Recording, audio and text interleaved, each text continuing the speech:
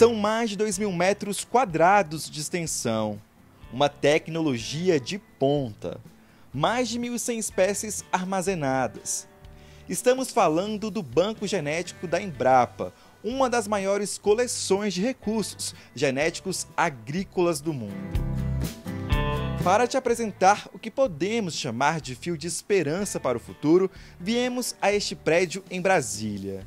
A Embrapa nasceu aqui na década de 70 e foi no final de 1973 que a empresa herdou do Departamento Nacional de Pesquisa e Experimentação 92 bases físicas espalhadas pelo país.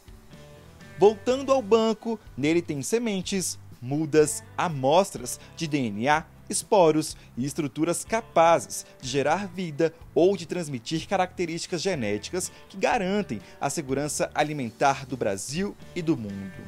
E ainda tem a parte da sustentabilidade do agronegócio. Cada um dessas coleções que a gente tem funciona como se fosse uma coleção realmente de materiais que são ligeiramente diferentes, são da mesma espécie. Por exemplo, a gente tem arroz, mas a gente tem aqui 18, 20 mil tipos de arroz diferentes.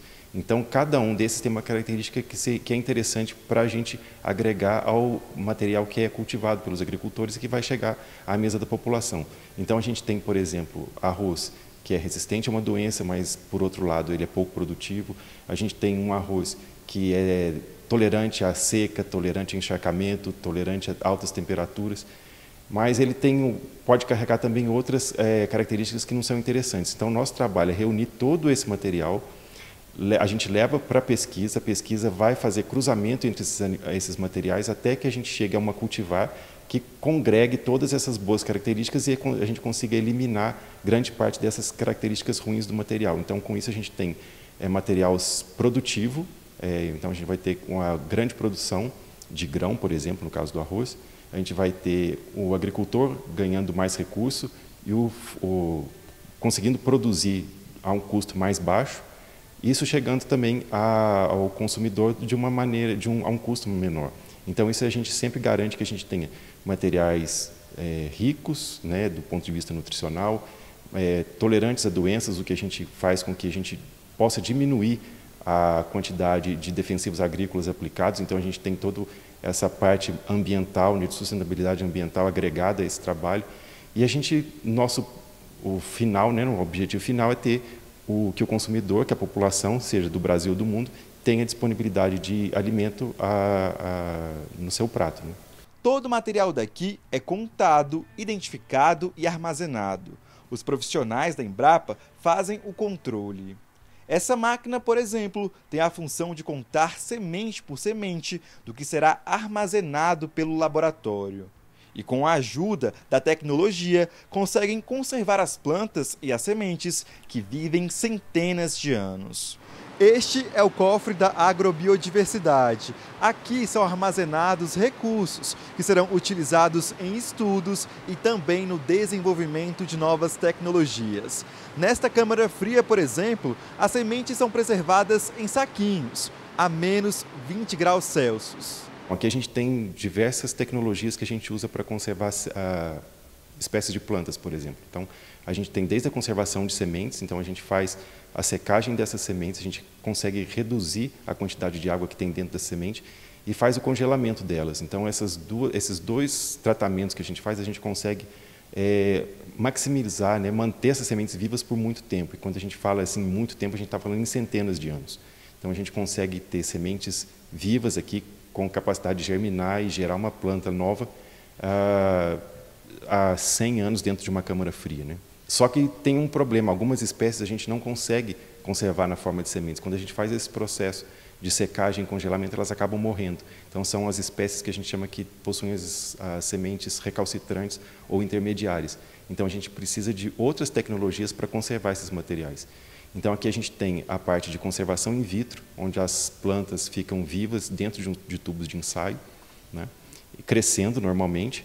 A gente consegue reduzir a taxa de crescimento dessas plantas. E também, por outro lado, a gente tem esses materiais conservados em tanques com nitrogênio líquido, numa tecnologia que a gente chama de criopreservação. Então, elas ficam mergulhadas em nitrogênio líquido a menos 196 graus e aí elas permanecem ali viáveis também até quando a gente for precisar do uso delas. O Banco Genético da Embrapa não é apenas estratégico para o Brasil. Ele é responsável pela preservação da biodiversidade no mundo todo.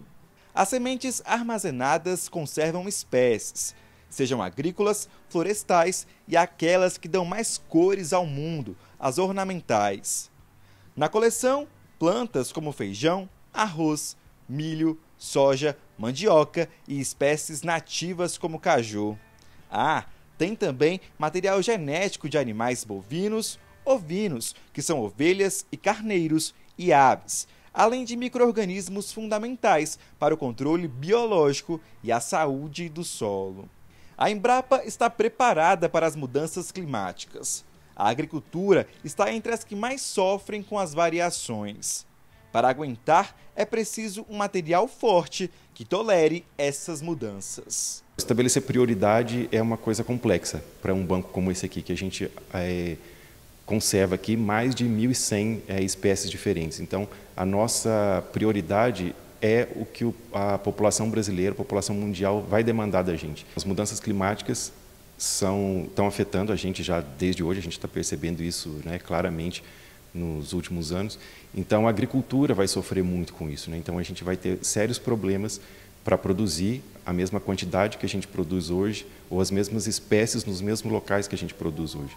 Então, a gente precisa de ter esses bancos aqui justamente para ter material diverso, onde a gente vai encontrar materiais que tolerem essas mudanças, essas condições novas de clima que a gente vai ter e agregar essas características ao material que a gente cultiva hoje. Então, a gente vai buscar desde plantas que são tolerantes à seca, tolerantes ao encharcamento, tolerantes a altas temperaturas, com o objetivo de desenvolver plantas que sejam mais tolerantes ou mais resilientes a esse novo cenário de mudanças climáticas que a gente vai passar nos próximos anos.